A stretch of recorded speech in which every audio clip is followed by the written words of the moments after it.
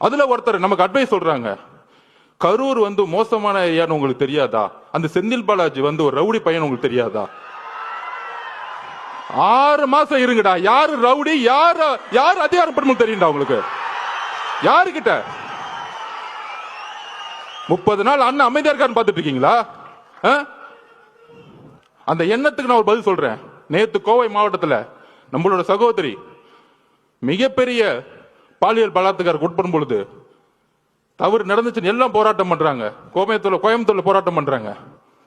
அதுக்கு உடனே திமுக ஆதரவாளர்கள், அந்த பொண்ணு ஏன் 11 மணிக்கு அங்க போச்சு? அறிவு இல்லையாடா திமுக காரங்களுக்கு? அறிவு இல்ல? நீங்க எல்லாம் பெண் குழந்தைங்க பெற்றிருக்கீங்களா இல்லையா? உங்களுக்கு அறிவு இருக்கா இல்லையா? பெண்ணோ ஆணோ எங்க வேணாலும் போகணுங்கிற சுதந்திரம் இருக்கக்கூடிய தமிழ்நாடு தலைவர் வந்த பிறகு மாத்து வர்றா. அந்த மாதிரி தான் திமுக வாடகை வாய்கள் நமக்கு அட்வைஸ் பண்றாங்க. ஏன் கரூர் போனாங்க? திருட்டு பசங்களை பத்தி பேசாம நம்ம அட்வைஸ் பண்ணிட்டு இருக்காங்க. என்ன அரசியல் இது? உங்களோட கேவலமான வார்த்தைகளுக்கு பேச தெரியுமா? நீங்க தலைவர் அதுக்கான பயிற்சி எங்களுக்கு கொடுத்தது இல்ல. ஞாபகம் வச்சுக்கோங்க.